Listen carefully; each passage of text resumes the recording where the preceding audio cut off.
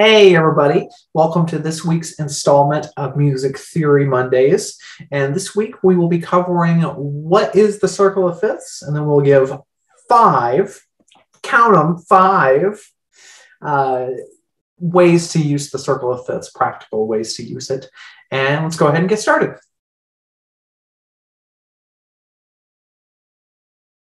What is the circle of fifths? Circle of fifths is a circle. It's this thing right here. It's a circle. And it's literally a circle that covers every key that exists in music. If you follow this, it covers every single key. And that's where it gets the name circle and what it is. But the fifths aspect is simply that. So you always start, I say always, but primarily you'll start right at the 12 o'clock on the circle. And you'll move clockwise around. And starting at the C, you always move up a fifth, meaning you'll move up 5 notes of this major scale. So if you look, I have it written up here as well. You got 1, 2, 3, 4, 5. G is the next one. On a G, 1, 2, 3, 4, 5. D is the next one. I'll give you one more example. 1, 2, 3, 4, 5. A is the next one. Okay, so it's moving up a fifth of the major scale, and that's why it's called the circle of fifths. Okay, your first reason, or first way of using the circle of fifths is that it helps you recognize key signatures in music, in reading music. For instance, as you travel around the circle, generally a lot of these diagrams will have the number of sharps within there. Number of sharps, okay? Well, I don't have them written there because I'm gonna explain something right now. So if you look, key of C, 1, 2, 3, 4, 5, 6, 7 notes, and there's no sharps or flats. Sharps being the hashtag thing, or the tic-tac-toe board. The flat is kind of like a B. Yeah, a sharp B. If you don't know what I'm talking about, it's the B has a point, whatever. So it looks like a B. The other one looks like a tic-tac-toe board or a hashtag. But essentially, so there's no sharps in here. 0 sharps. You go to G, the next key. 1 sharp, F sharp, okay? There you go, it's telling you 1. Then we go to the next key, D. Oh, F sharp right here. C sharp, so it's 2 sharps. Now we're on to A. 1, 2, 3, C sharp, F sharp, G sharp. Guess what? 3 sharps, okay? If you notice, and you were watching me go through this, every time it goes around farther in the circle, it adds a sharp. It adds a sharp to the previous sharp that was in the scale before it. Like for instance, G has F sharp. Well, now D has F sharp and C sharp. Now in A, it will have an F sharp, and a C sharp, as well as a G sharp. Okay, and it just keeps adding on. And actually memorizing the order of sharps will help you a great deal too. It'll help you find those notes quicker within the scale, and memorizing like, oh, F sharp's first in the diagram. They'll never be out of order on the sheet music, by the way. It'll be F sharp first, C sharp, G sharp, and it'll move just like that. Whatever one's added will be the next one. Okay, simple as that. Now, once it gets to right here, and I'm going to cover what all of this is in a second, but once it gets to right here down in the middle, F sharp is where my diagram ends. I ran out of room. That's the only reason.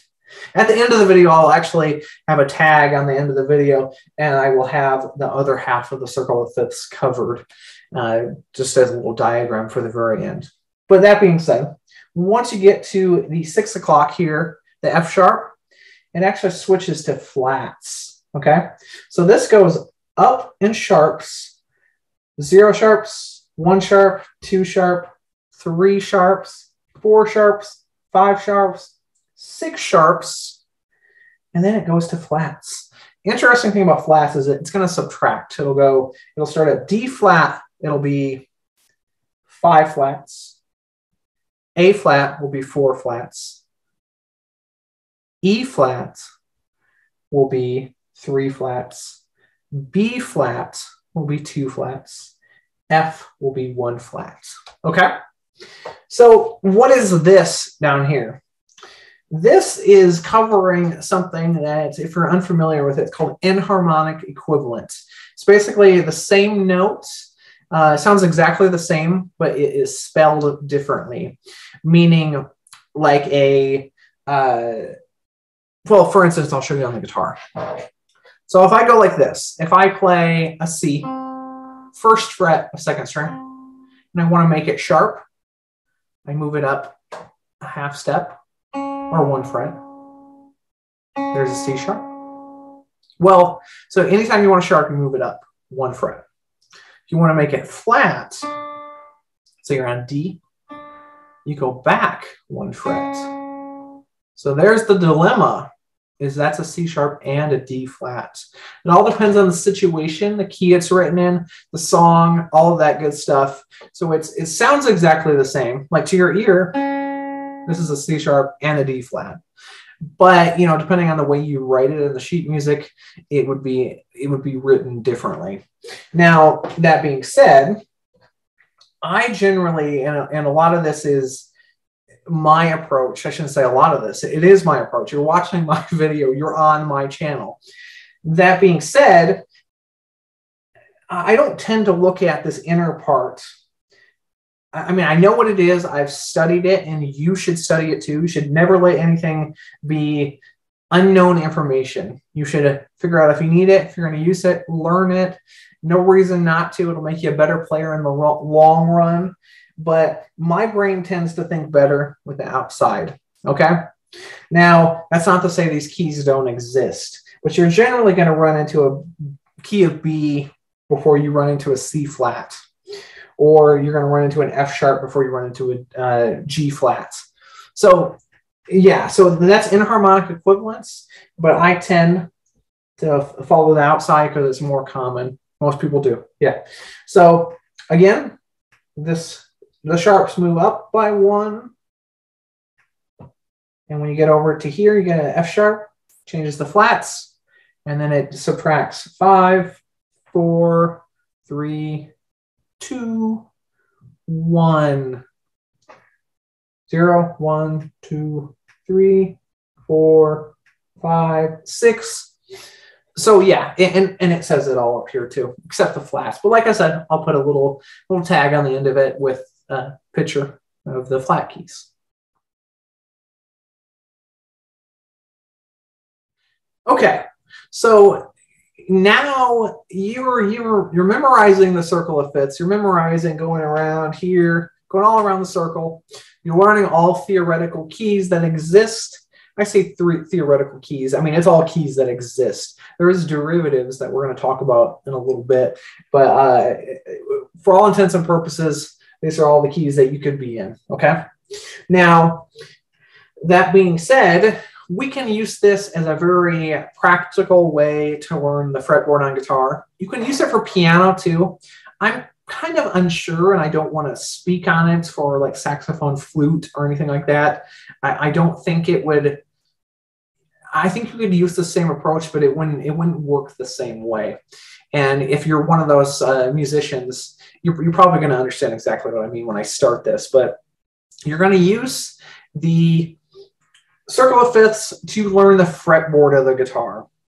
Now, that being said, you're using a root, a major scale with a root on your 6th, your lowest string, okay? Now, you're obviously going to start with C, as we talked about. You're going to start with C, so you're going to find a C. This is something I give all my students, by the way. This is how you would learn your fretboard. You don't want to go through and just memorize every one of them. It really bland, really unmusical way of learning it. It leads to a kind of unmusicality approach to it. You'll just have it. It kind of is like putting a roadblock in the way when you shouldn't have it, rather than just applying it right to theory and instruments, rather than just memorize. You're doing a little of both. But that being said, you're going to find C on the 6th string, which is 8th fret. I'm going to show you 2 different ways of playing the major scale. I use both. Generally for somebody who hasn't been playing for a while, or they have, and I'm just giving them a different way of playing the major scale, the box pattern is preferred. So what I mean by box pattern, it's from the 7th fret to the 10th fret, and we're going to start on the 8th fret.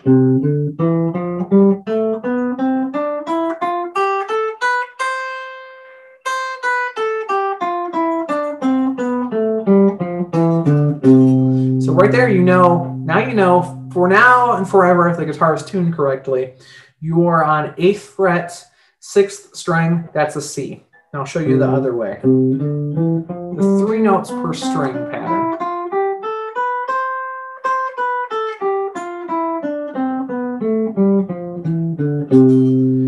Now, like I said, it covers more ground, so a beginner, somebody who's not that used to this, is not going to want to do this. It'll make it a lot more challenging. So you want to stick to the box pattern. But I'm going to show you both, just because it's useful. Now, okay, so now we know 8th fret is C. Well, now if we're moving up the circle of fifths, we're going by this. We've memorized the circle. We know what the circle is. Now we're at, okay, now we got to find a G. Well, we'll know G's 3rd fret.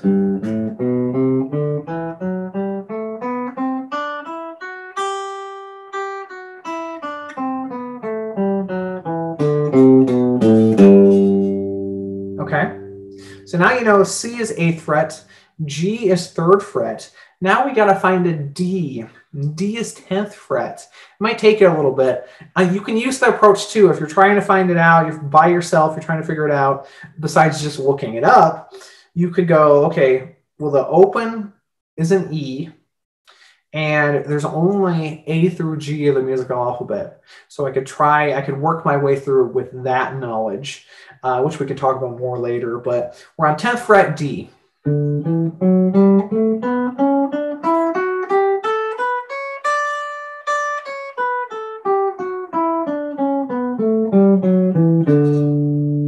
Okay, now 3 notes per string pattern.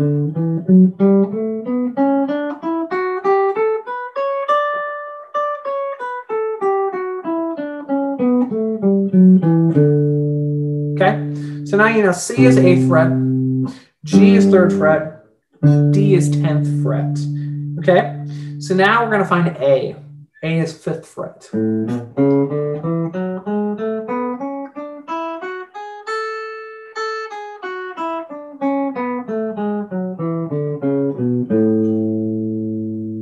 Okay, now 3 notes per string pattern.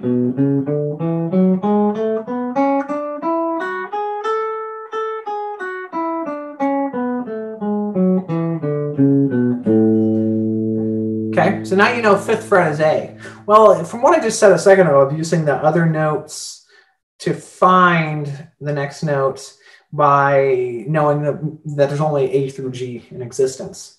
Well, that would mean if you already know 3rd fret is G, you know what's coming up next. If we're moving up in pitch, you know it's an A. You're going A, B, C, D, E, F, G, A, B, C, D, E, F, G. So you could find, in that area, you could find an A note. So you can use that to your advantage. But that being said, you know, 8th fret on 6th string is C. 3rd fret is G. 10th fret is D. And 5th fret is A. Okay? So that being said, now we know a couple things, or we know a bunch now. Let's say we're approaching this by following each step I'm giving you. You memorized circle of fifths, you know how many sharps are in each one of them. You know, you've read it out of a book many times, you played through this many times. Now you've memorized the 6th string. Well, another approach you could get to find the next note is that, remember, it's moving up in a 5th.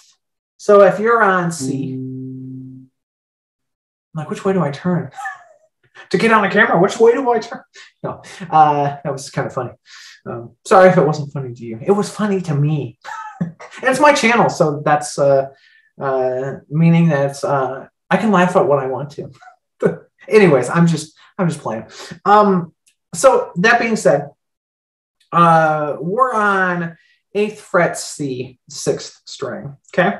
Well, if I got 5 notes, we're gonna find the next note or next scale of the circle of fifths. Well, we can look at this as a visual thing. So C, 1, 2, 3, 4, 5. We know it's going to be G. So 1, 2, 3, 4, 5. What's that? Oh, you know now on your 5th string, the 10th fret is G. Well, then something else should be revealed to you as a guitar player. If you play these 2 notes together, you're playing a 5th or a power chord. That you might see that. I used to see that in guitar magazines, music books. I was like, what the heck is a 5th? I mean, what is a 5th? Well, a 5th is the first and 5th notes of the major scale played simultaneously, and that's how you get a power chord. So it's like a C and G, G and D, those are 5ths, okay? You know, makes sense because we're following the circle of 5ths. Anyway, so now you know 8th fret on 6th string is C. 10th fret on 5th string is G. Now we go to the G major scale. 1, 2, 3, 4, 5. So now, okay, we have 5th fret on 5th string is the next note. What is the next note? It's a D. So you have 3rd fret on 6th string, G. 5th fret on 5th string is a D.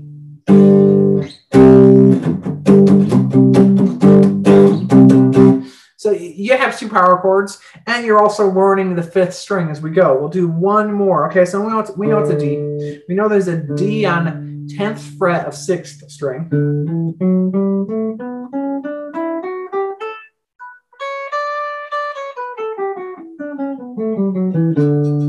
Okay. So now we got to find the 5th. So you just play 5 notes. That's an A. Okay. That's the next note, A. So 12th fret on 5th string is an A. So now to kind of recap on this, 8th fret is a C on 6th string. 10th fret on 5th string is a G. 3rd fret of 6th string is a G. 5th fret of 5th string is a D. And then a D on a D is 10th fret of 6th string, and an A is 12th fret of 5th string. Okay, so if you kept following this all the way through the circle of fifths, you're going to learn. Now you know where all your roots are going to be. 6th and 5th string. That's where most of your scales are going to start, depending on what you're doing. That's where most of your chords are going to be. For bar chords, 5th string roots, 6th string roots, and so on. So it's helping you learn the fretboard, and then you build from there, little increments, and it's all step by step. But like I said, it's going to help you learn that fretboard.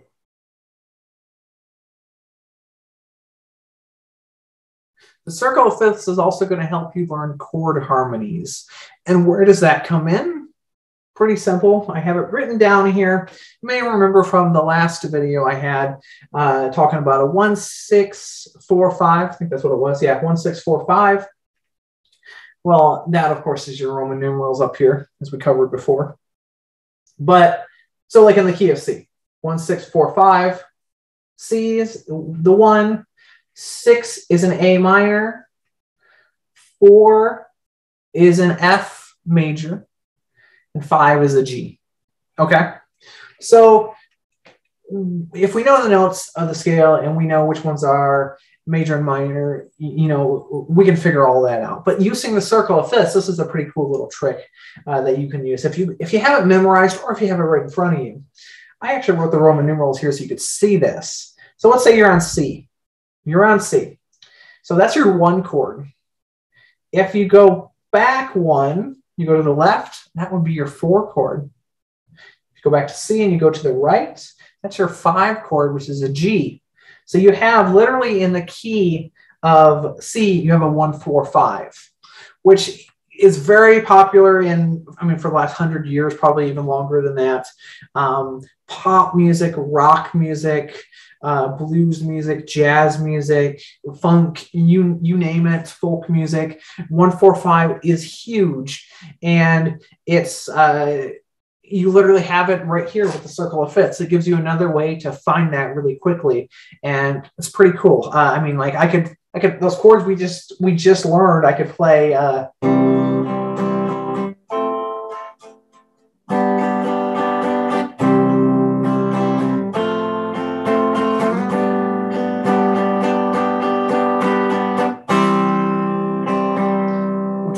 Besides kind of making up the rhythm right then, but 1-4-5, I mean, famous songs.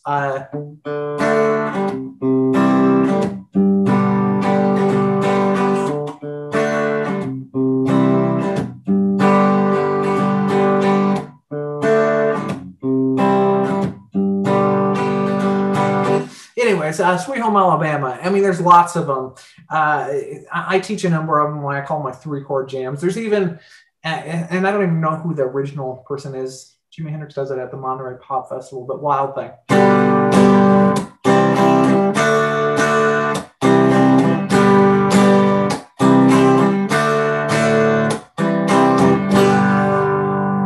Both those songs are 1-4-5, and I may make a video later on where I cover modern songs that have the 1-4-5 in it, because it's everywhere. It really is truly everywhere.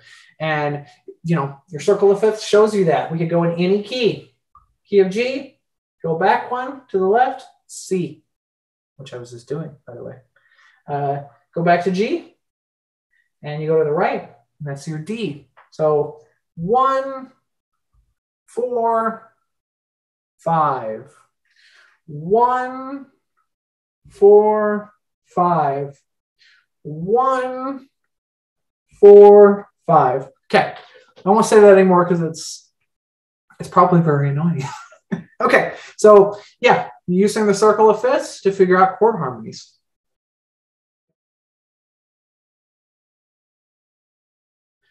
Learning the derivative of each major scale. You can use the circle of fifths for this. You might have guessed it because we're on a circle of fifths video. So sometimes written when the circle of fifths is written like this as a circle, they'll have a minor in the middle. Okay. Well, the minor of any given major scale is the 6th note of that major scale. So in the key of C, 1, 2, 3, 4, 5, 6, it's A. 1, 2, 3, 4, 5, 6, C, D, E, F, G, A. Okay? We can use our scale to figure that out too. C, D, E, F, G, A. There we go. So your kind of the derivative, it truly is the derivative of that major scale, as I mentioned before, is A minor. Now we could go in any of these. The 6th notes of the G major scale: G, A, B, C, D, E. G, A, B, C, D, E. Okay? So you're figuring out, you know, what's the relative minor, and it would be written here. Some instances it is. Other times it's not. I didn't write it in just because I wanted to discuss this, you know, talk about it. But yes, so you can also use it to figure out your relative minor. But here's a really cool trick that I don't see many people talk about, but when it's in the middle, okay, your relative minors move up a fifth too. So if you think of A to E, 2, 3, 4, 5. Oh, E to B, 1, 2, 3, 4, 5. So in here, it's moving up a fifth as well, except in minors. So that's pretty cool. That's pretty cool. So your majors move in a fifth, your minors move in a fifth. and it's derivative of each major scale. The minors are derivative of each major scale. And like I said, this is covering every key in existence as well as the ones that are derivative from those majors. Okay, and last but not least, number 5. I like how I started counting this, and then I quickly got distracted and started talking music theory, the most important stuff. But the numbers will be written in the video, so you'll know what number I'm on our countdown of the top 5 ways to use the circle of fifths, or my top 5 ways. I know there's going to be someone on there going, well, there's other ways to do it. And, you know, you left out this, and this is what a real musician, I don't care. This is my channel, and this is what I believe. So, and it's what I use all the time. I'm playing all the time. I'm proving I can play. I post a video every day. So yes, this is what I believe, and this is what I do. So you're welcome to watch and complain. You know what? Complain all you want. I don't care. Anyways, so this part of it, number 5, as I was saying, after I got all off topic, number 5 is you can use this to figure out every chord in existence. Every chord in existence, you know, but it all starts with, again, the major chords, okay? And to build a major chord, it's the 1st, 3rd, and 5th of a major scale. 1, 3, 5 of a major scale builds a major triad or a major chord. You can look at it from here too. C, E, G. 1, 2, 3, 4, 5. C, E, G is a C major chord. Now, you can change it, you know, there's certain rules to change this and make this a minor, make this a diminished, and that's something we can cover in another video, which I will cover in another video. But for all intents and purposes, you have your bread and butter. You have the main thing right there. You know, the 1st, 3rd, and 5th is the major chord. Now, same thing with G. G, B, D. 1, 2, 3, 4, 5. G, B, D. 1st, 3rd, and 5th. Okay. So now you have a C major, G major, D. 1, 2, 3. Oh, D, F sharp, A. D, E, F sharp, G, A. Okay. So now you have C major, G major, D major. We'll cover one more just to be annoying. No, to really drive the point home. That really is. I'm driving the point home. That's what I'm doing. So you got your 1, A. 2, 3 is C sharp. 4, 5 is E. A, C sharp, E. Okay? So it's really showing you every possibility for a major chord. Okay? And then, like I said, there's certain rules we can follow that literally will change, you know, the major chord into a minor chord and so on. And you could also use, you know, you could also think of the harmonies in terms of that. Like, does that fit in that key? That's a whole other topic. We'll talk about that next time. But so if you like this video and the other ones, I very much appreciate it. You know, I'm going to do a Music Theory Monday every week. I'm going to do it every week. I post daily on Instagram, Facebook, and YouTube. Pretty soon I'll get into TikTok. Haven't jumped into it, but I'm definitely looking into it. So look for me there as well. I think I have a Twitter too, but I don't use it very much, so I'm not going to advertise that. But on any of these, just look for Cameron Delo or search Cameron Delo Music. It's the same thing. I mean, some of them are under Cameron Delo Music, some of them are under Cameron Delo, but you'll find me either way because there's not many Cameron Delos that are posting guitar videos every day. So that being said, make sure you like and subscribe and ring that little bell so you know that, you know, when I'm posting, you get notified on your account that there's a new music theory post. But I hope you learned something, and be sure to tune in next week. I will see you next time.